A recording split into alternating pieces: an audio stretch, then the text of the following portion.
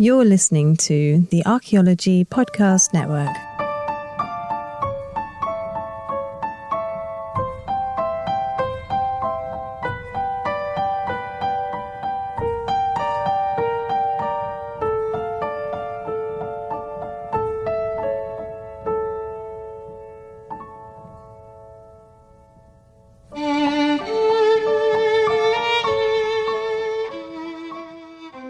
Welcome to the Past Macabre, where we journey through history to explore how our relationship with death reflects the values, fears, and hopes that shape the way that people live.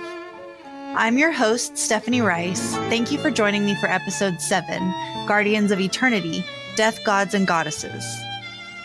This is part 1 of a series of episodes that will look at some of the many deities of death from around the world. In the ancient world, diverse cultures developed intricate beliefs surrounding death and the afterlife. These were personified through a pantheon of deities and spirits, and they were seen as the guardians, the judges, and the carriers of souls. In this episode, we'll look at the guardians of the afterlife, starting with the sacred sands of Egypt's western desert, where gods and guardians preside over a perilous journey through the Duat, and devourers of souls wait for the unworthy. From there, we'll journey to West Africa, where the spirits of ancestors and nature deities guide people in both life and death. Quick disclaimer, this isn't an exhaustive list. There are many, many, many gods associated with death all over the world. I haven't included any from closed practices either. Some of these gods are still venerated by descendant communities today, and I will try to provide information on how to learn more from those communities directly wherever possible. Now, let's meet some death gods.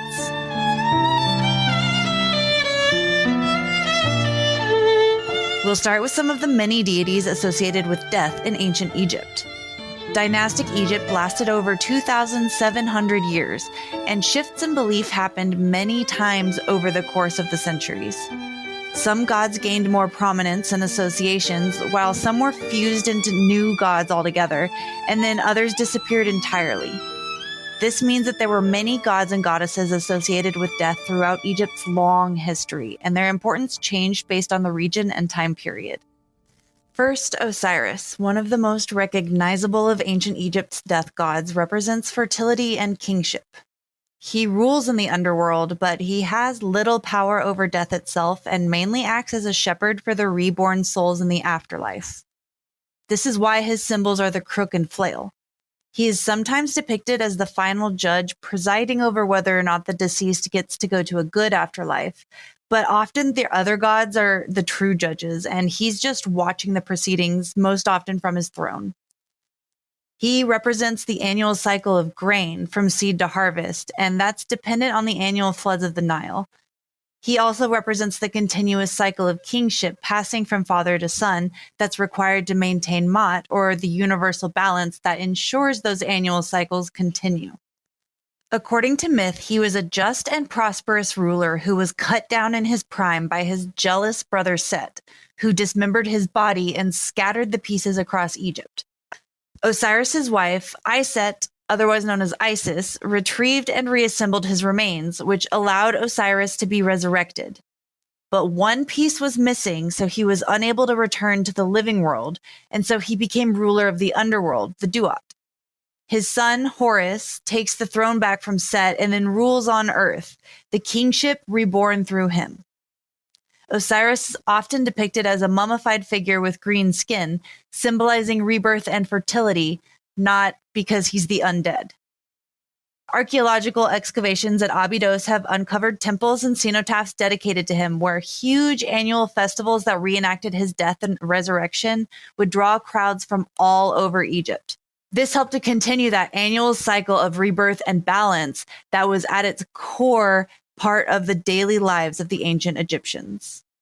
Next, we have Anubis, or Anpu as the ancient Egyptians knew him, and he's the easily recognizable jackal-headed god of mummification. He was originally the head death god and ruler of the Duat. He held the title Kinti Amintiu, or foremost of the Westerners. And this is a phrase that means the leader of the dead. The dead were known as Westerners because they were always buried on the western side of the Nile. So instead of Anubis carrying the title, it became one of Osiris's titles that he carried throughout the rest of Egypt's history. Anubis's worship started in the delta region of Lower Egypt at a place called Kasut by the ancient Egyptians and Kynopolis by the Greeks. Kynopolis meaning the city of dogs. His worship is older than the evidence of Osiris worship, and up until the 5th dynasty, Anubis was the only god addressed in funerary offering dedications. But after Osiris took over, Anubis presided over mummification and then guided the souls into the afterlife instead of ruling over it. Artifacts and inscriptions from the necropolises all over show us that Anubis stayed an important part of funerary practices throughout Egypt's history. He is most often depicted overseeing the weighing of the heart ceremony, where the deceased's heart is weighed against the feather of Ma'at, the goddess of truth. If the heart was lighter, the soul was deemed worthy. If heavier, it was devoured by Amit. Over time, Anubis became more closely associated with Wepwaut and was also worshipped at Isut alongside him. We will take a look at him coming up. Anubis's consort, Anput, is less prominent in the surviving texts, but she is often invoked as a protector of the burial grounds. She's the wife of Anubis and the mother of their daughter Kebeshet. Kebeshet is the cobra-headed goddess who represents embalming fluids and purification. In the pyramid texts, she's said to have provided refreshing, purifying waters to the souls of the deceased while they wait for their mummification to be complete, which was a process that took 70 days. Outside of that, she's not really mentioned very often and eventually does get absorbed between all of the other cobra goddesses throughout Egypt's history. Next, we have Amit, known as the devourer of the dead. She was a fearsome creature with the head of a crocodile, the torso of a lion or a jaguar, and the hindquarters of a hippopotamus. She was a chimera made of the 3 largest man-eating animals known to ancient Egyptians. She's often shown lurking near the scales of justice in the underworld, ready to consume the hearts of those deemed unworthy during the weighing of the heart. Her image was meant to evoke fear in those who are unjust and cruel and remind them of the horrific eternal death that awaited the unworthy in the Duat. And now Wepwaut, whose name means opener of the ways. He's one of the oldest ancient Egyptian deities, and archaeologists have found depictions of him that date to the pre-dynastic period. He's often seen as Anubis's double in later texts and art, since he's also depicted as a wolf or jackal-headed god. But Wepwaut's worship is older than Anubis's, and his earliest associations were with war and conquest, not specifically death. He led armies into battle, and then people would pray to him to open the way for their victory. Over time, this role expanded to include guiding the souls through the treacherous paths of the underworld, and then eventually he became a major part of Osiris's annual festival at Abydos. Wepwaut was depicted as leading the parades during the festival and opening the way for Osiris's effigy. Wepwaut was also known as the guardian deity of kings, and the original name for his center of worship was Zati, meaning guardian.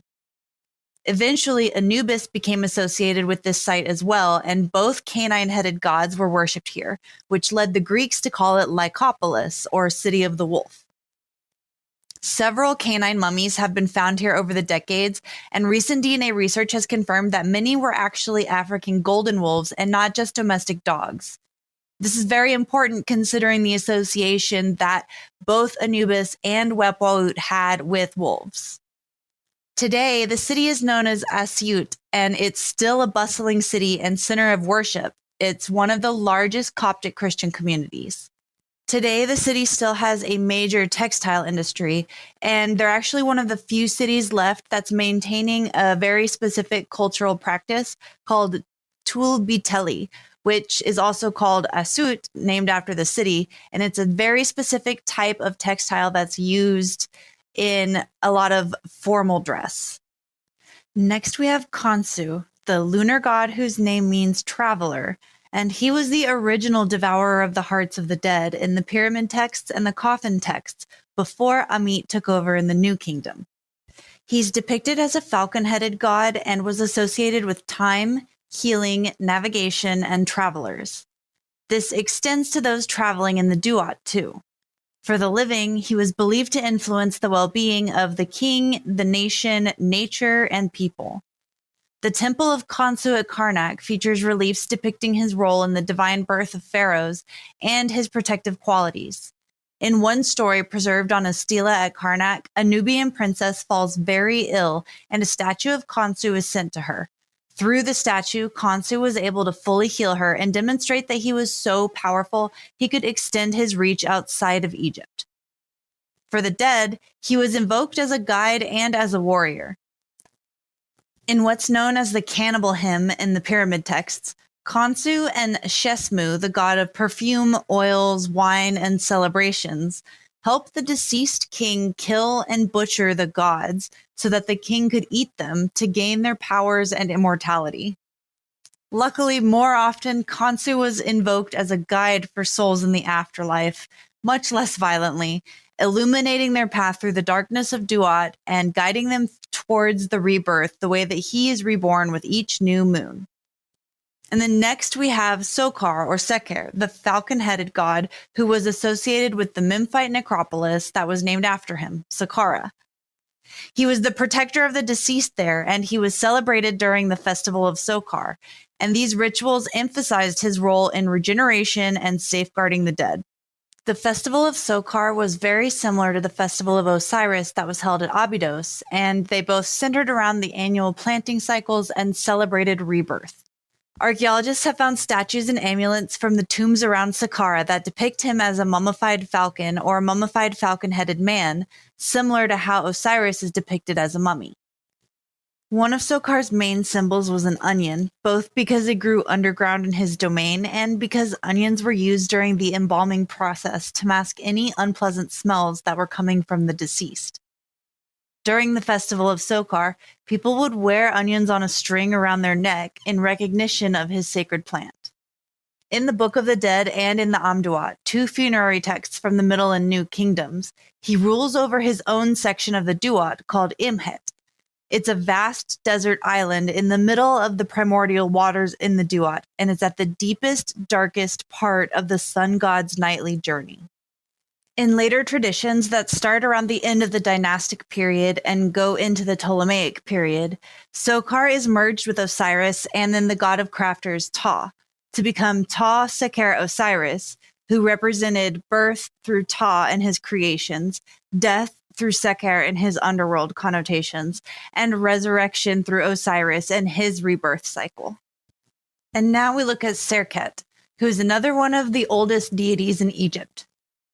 She was depicted in the tombs of pre-dynastic kings in Upper Egypt. Her symbol is one of the hieroglyphs that's used in the name of the Scorpion King in his tomb at Abydos, hence why we call him the Scorpion King. Depicted as a woman with a scorpion atop her head, she embodies both the deadly sting of the scorpion and healing from toxins and venoms. Her name can be interpreted as either she who causes the throat to close or she who causes the throat to breathe, which reflects her dual role. In funerary practices, Serket was a protector of the deceased as they travel through the Duat, and then her guardianship was believed to prevent harm from the many venomous creatures in the underworld, but most especially Apep, also known as Apophis, who was the giant snake who tries to devour the sun god Ra.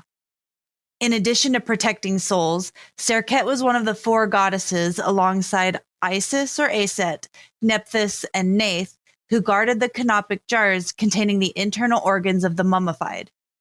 Specifically, Serket protected the jar holding the intestines, which were unsurprisingly associated with venom and toxins. Next, we'll take a look at a syncretic deity, or one god that's a fusion of multiple, who originated in Libya and then became an important and well-known goddess in ancient Egypt. For a bit of background, Libya is directly to the west of Egypt, and it's been inhabited by the Berbers for thousands of years.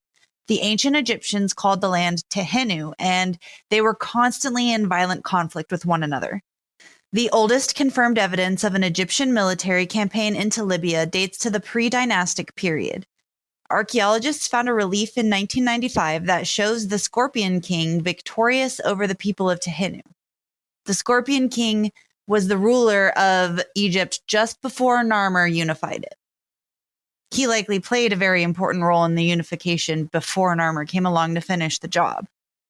It's very possible that during this period, the blueprint for the goddess who would become Neith was brought into Egypt by captives who were brought back from the spoils of war. Neith is a goddess of war, hunting, motherhood, weaving, mummy wrappings, creation, and she protects the dead. That's honestly only a few of the things she's attributed to.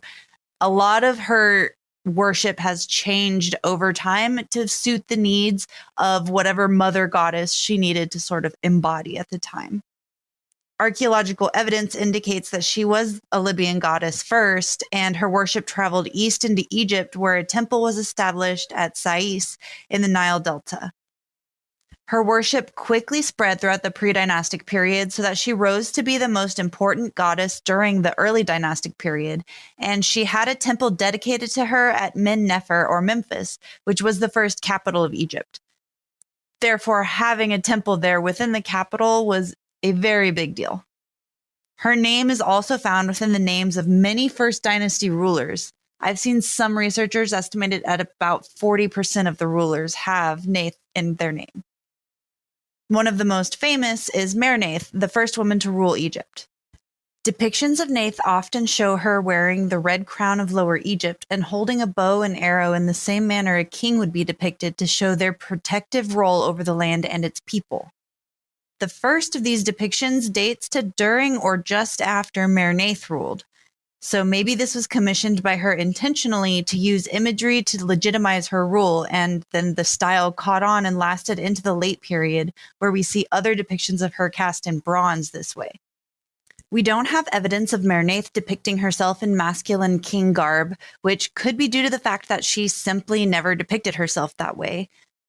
Unfortunately, the main burial chamber in both of her tombs was intentionally set on fire, likely in an act of damnatio memoriae, to remove her from history, and this destroyed most of her burial offerings that would have included depictions of her to give us those sorts of hints.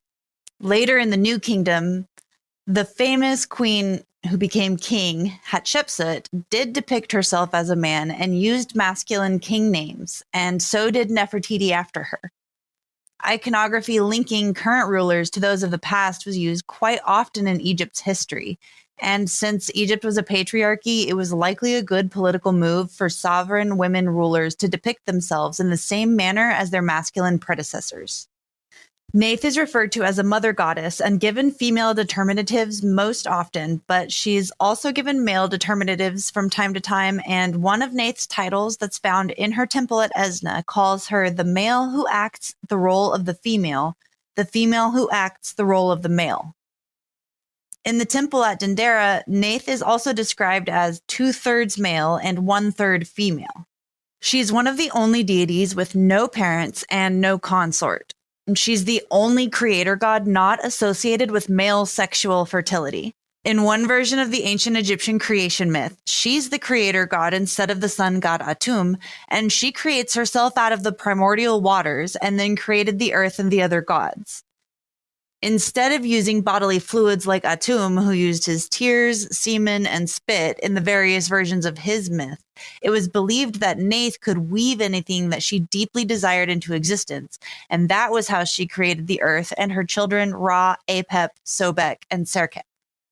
In addition to becoming a creator god, Neith became associated with death. As a weaver goddess, she was credited with weaving mummification wrappings in order to protect the body of the deceased. As a war goddess, she was called upon in funerary texts to protect the soul or ka of the deceased by shooting her arrows to destroy the monsters and the enemies that they encountered in the Duat. Later, as a mother goddess, she became associated with protecting the organs of the deceased that were removed during the mummification process, along with the other mother goddesses Isis, Nephthys, and Serket. There are many ways that Neith could and should be researched through the lens of gender studies, but that would take a much longer episode than this. In fact, probably multiple episodes to delve into all of that.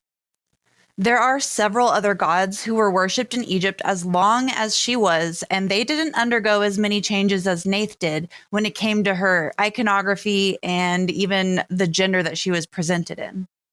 An interesting side note, Neith was compared to Athena by later Greek writers like Plato because they had so many similar traits. Using a bow and arrow or any weapon was seen as a masculine trait in both ancient Egypt and Greece, but Athena and Neith were both depicted as women who were unmatched in their skill with a bow. Both are associated with the masculine domain of war as well as the feminine domain of weaving, traits rarely combined into a single deity. Curiously, in a few different stories, Athena was said to be either from Libya or to have spent some time there.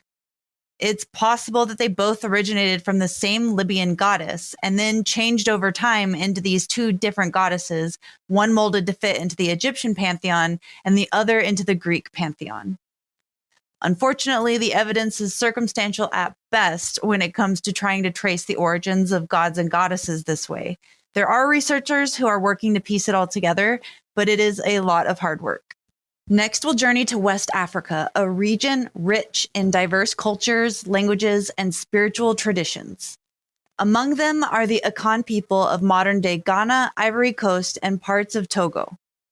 Akan is a broad name for the language group that includes over 10 million people who speak it as their first language across several different ethnic groups in West Africa.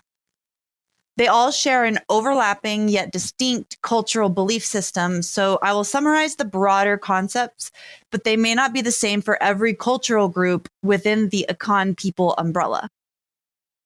The Akan worldview is tied to interconnectedness with nature, community, and strong ancestral connections.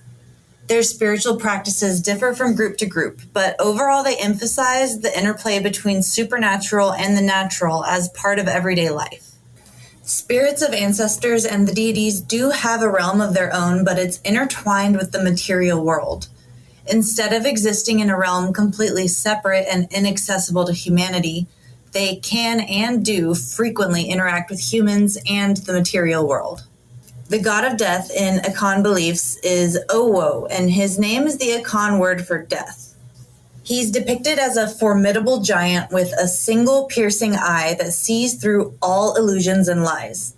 In some depictions, he's shown as a cyclops who was one-eyed from birth, and in others he's shown as originally having two eyes with one now missing.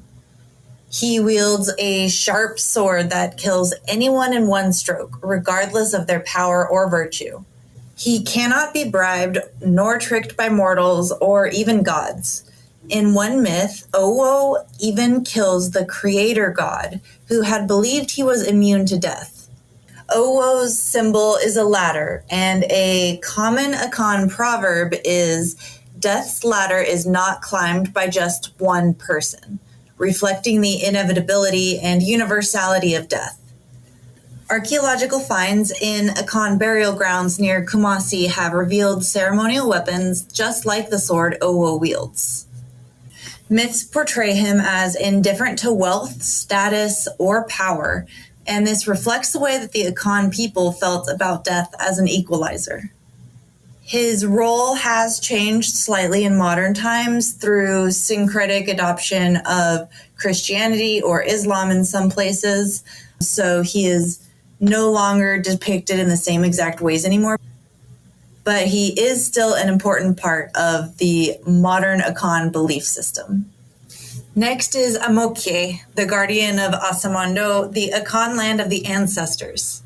She's often depicted as an elderly woman awaiting newly departed souls at the riverbank that separates the living from the afterlife. To cross, the deceased must present gifts, usually jewelry or other valuables that were included in their burial rites, as payment in order to pass. But Amokye is discerning and just, and she won't let anyone who doesn't deserve it cross. In one myth, she refuses to allow a man to cross who hadn't shared his wealth with his family or his community in life, even though he had the payment to enter. This reflects how important community and social responsibility are to the Akan people in life. Then there is Asaseya, and sometimes just Asase. the goddess of the earth who upholds truth, peace, and provides food, sustains life, and then reclaims all life into her grave embrace when it ends. She's depicted in two different forms. Her younger form represents fertility, farming, and love. And it's said that in this form, she's the mother of humanity because she shaped the first humans out of clay. Farmers invoke her blessings by pouring libations to the earth before digging into her soil, both when planting and then again when harvesting. Her older form represents the arid or barren places where food does not grow. In this form, she's said to be the mother of the dead, and families honor her as the personification of the earth, and therefore she is the resting place of the ancestors. There are burial mounds and sacred groves throughout Ghana that are seen as part of her, and she's protecting them all the time. Asase embodies the Akan view that all living things are interconnected, and it's a cycle of life that then returns to the earth. That's it for the very brief overview of the death gods of the Akan. There are many more fascinating deities and tales of their exploits that I highly recommend diving into. I will link a couple YouTube channels that helped me to learn more and most especially get better with my pronunciations. I'll put that in the show notes and on social media as well.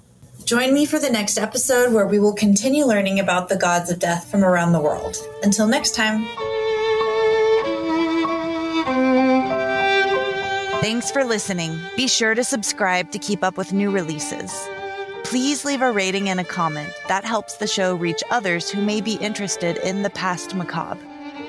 For access to bonus content from all Archaeology Podcast Network shows, become a member at archpodnet.com/members. That's archpodnet.com/members. You can find show notes for this and other episodes at archpodnet.com/TPM. And follow Past Macabre on Instagram. That's PAST_MACABRE. You'll find pictures of the sites and artifacts discussed, Q&A sessions, and episode topic votes. Hope to see you there.